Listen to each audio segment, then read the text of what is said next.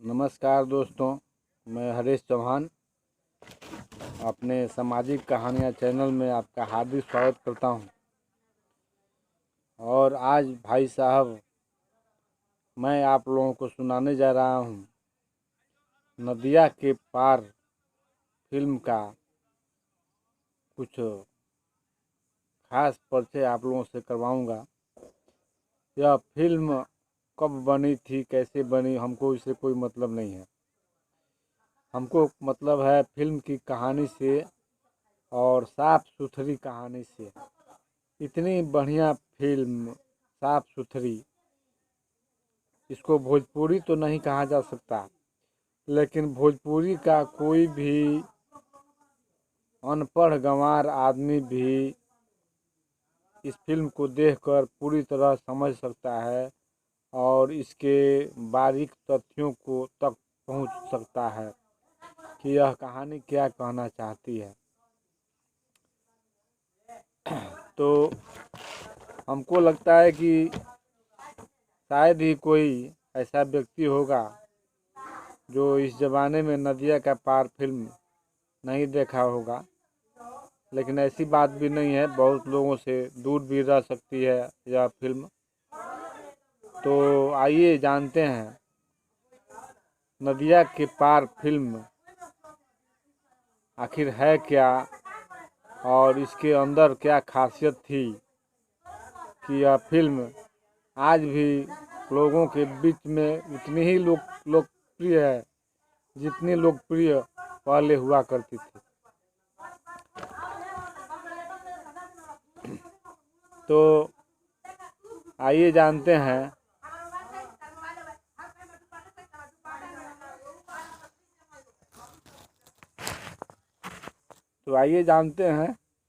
नदिया के पार फिल्म की कहानी। बलिहार एक गांव है जिसमें तिवारी जी उस गांव के निवासी हैं और उनके दो लड़के हैं। एक है ओंकार और दूसरा है चंदन, जो अपने अभिनेता थे सचिन। उन्होंने चंदन का रोल निभाया है। और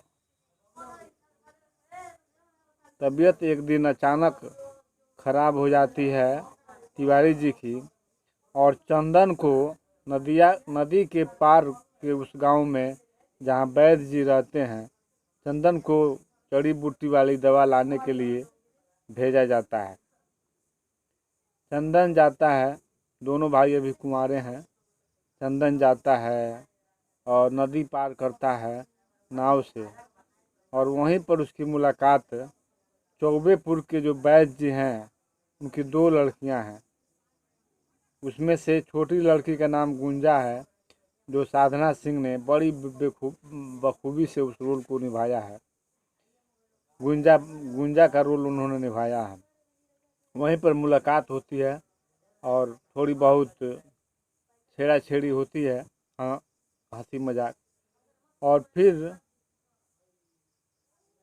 ये चंदन जो है वैद्य जी के यहाँ पहुँच जाता है और वैद्य जी से दवा लेकर के और फिर नदी पार करके अपने गांव जाता है, अपने पिताजी के पास, तिवारी जी के पास। और कुछ दिन के बाद ऐसा संजोग बनता है कि तिवारी जी का जो बड़ा लड़का है, चंदन का बड़ा भाई ओंकार, उसकी शादी और चौबेपुर के जो वैद्य जी हैं, गुंजा की बड़ी बहन की शादी तय हो जाती है। दोनों की शादी हो जाती है। गुंजा की बड़ी बहन अपने ससुराल चली जाती है और तब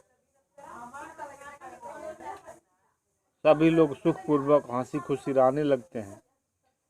और इस प्रकार कुछ समय बीत जाता है और चंदन जो है अपने भाई के ससुराल आता जाता रहता है। हंसी ठिठोली अपनी साली जो चंदा है, जो गुंजा है, उसके साथ होती रहती है, हंसी मजाक। अब गुंजा की जो बड़ी बहन है अपने ससुराल में, ओंकार से जिसका शादी हुआ है उसका पाँव भारी हो जाता है, वह प्रेग्नेंट हो जाती है और तब उसकी सेवा के लिए चंदन को भेजा जाता है गुंजा को बुलाने के लिए। चंदन अपनी भाभी जो है, भाभी की सेवा के लिए अपने भाई की साली गुंजा को बुलाकर आता है और बुलाकर ले जाता है। और वहीं पर एक गाना था फिल्म में, कौने दिशा में लेके चला रे बटोहिया, बहुत ही हिट, अपने ज़माने का हिट गाना था।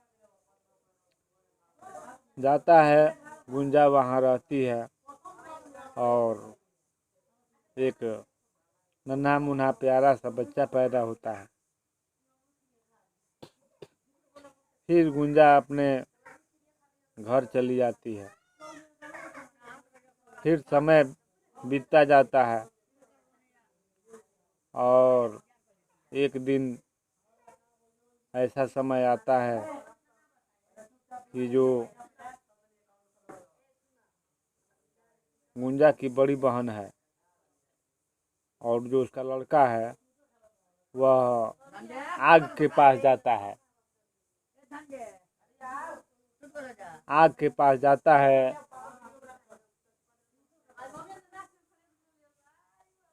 आग के पास जाता है और उसकी माँ जो है दौड़ी दौड़ी हुई उसे बचाने के लिए जाती है।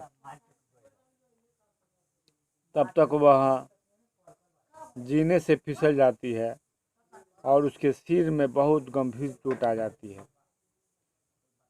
आनन फानन में उसका इलाज होता है लेकिन वह बच नहीं पाती और वह मौत के गाल में समा जाती है। अब यहीं से कहानी जो हंसी मजाक शुरू से लेकर यहाँ तक थी, सब कहानी का रुख एकदम बदल जाता है और कहानी दयनीय स्थिति में चली जाती है। हर आदमी के चेहरे पर उदासी छा जाती है। दोनों परिवारों के बीच में एकदम सन्नाटा, दुख का बादल जो है हर आदमी के चेहरे पर बरस रहा है, कोई खुश नहीं है। अब बात आ जाती है नन्हे मुन्हे उस बालक को पालने पोसने की। कौन इसका पालन पोषण करेगा? ओंकार भी अभी जवान है और चंदन तो अभी कुंवारा है और एक इधर बची है गुंजा। तो ये लोग गार्जियन जो हैं, तिवारी जी और ये चौबेपुर के बैज, ये दोनों मिल करके और राय बनाते हैं, आपस में राय बनाते हैं कि गुंजा की शादी ओंकार से कर दी जाए। घर भी संभाल लेगी गुंजा और बच्चे को भी संभाल लेगी। अगर दूसरी लड़की इस घर में आती है तो पता नहीं वह इस घर के साथ कैसा व्यवहार करे, लोगों के साथ कैसा व्यवहार करे, बच्चे के साथ कैसा व्यवहार करे। बहुत सोच समझ करके ये दोनों बुजुर्ग, घर के दोनों बुजुर्ग क्या करते हैं कि ये गुंजा की शादी ओंकार से करने की ठान लेते हैं ये लोग और शादी पक्की हो जाती है। लेकिन गुंजा को ये लगता है कि हमारी शादी चंदन से होने वाली है, क्योंकि वह चंदन को चाहती है बहुत और चंदन भी उसे बहुत चाहता है और चंदन भी यही सोचता है कि हमारी शादी गुंजा से होगी और गुंजा भी यही सोचती है कि हमारी शादी शायद ये लोग चंदन से करने जा रहे हैं। अब शादी का दिन तय हो जाता है, सही समय पर बारात जाती है और जब गुंजा देखती है ओंकार को दूल्हे के भेष में तो उसका माथा अपना पीटने लगती है और उसका सारा सपना जो है, जो उसने चंदन को लेकर के सजाया था अपने जीने का सपना, जीवन का पूरा सपना, वह अचानक कांच के शीशे की तरह बिखर जाता है। वह यह सोच भी नहीं सकती है कि वह चंदन को छोड़कर किसी और के साथ जीवन बिता पाएगी। अब चंदन और गुंजा उसी शादी में थोड़ी देर के लिए एकांत में मिलते हैं और गुंजा रो रो करके कहती है कि यह तुम किस जन्म का बदला ले रहे हो हमसे, तुमने हमें बताया क्यों नहीं। और उन लोगों की सारी बात जो है ओंकार ओंकार सारी बात सुन लेता है और तब वह कुछ सोचता है और अपने माथे का जो सेहरा है वह उतार कर अपने भाई के सिर पर रख देता है और कहता है कि गुंजा, मैं तुम लोगों का दर्द समझता हूँ। मैं इतना निर्दयी नहीं हूँ, मैं इतना स्वार्थी नहीं हूँ कि तुम दोनों की खुशियाँ छीन कर और मैं खुश हो जाऊँ। तुम दोनों खुश रहोगे तो मैं भी खुश हूँ। अगर चंदन को न पा करके तुम जीवन भर दुखी रहोगी तो मेरी खुशी का क्या है। मेरे पास तो एक छोटा सा बच्चा है, उसी का पालन पोषण तुम कर लेना, मेरे को और कुछ नहीं चाहिए। और तब जा कर के गुंजा की शादी वहीं पर चंदन से हो जाती है और फिर परिवार एक बार हंसी खुशी के माहौल में जीने लगता है। तो यही कहानी थी नदिया के पार की। और इसमें जो गाने हैं भाई साहब, गाने तो ऐसे ऐसे भरे पड़े हैं इसमें कि मन बरबस मोह लेते हैं, कान आवाज़ से हटाने का दिल ही नहीं करता। आज भी वे गाने बड़े चाव से सुने जाते हैं और बजाए भी जाते हैं। जब तक पूरे ना हों फेरे साथ तब तक दुल्हन नहीं दुल्हा की। और भी बहुत गाने मिलेंगे आपको। तो फिर किसी नई स्टोरी के साथ, किसी नई फिल्म की कहानी के साथ, किसी नई कविता के साथ हम फिर कल मिलेंगे अगले वीडियो में। तब तक हमें दीजिए इजाज़त और हमारे चैनल को ज़रूर सब्सक्राइब कीजिए, लाइक कीजिए, शेयर कीजिए। जय हिंद, जय भारत।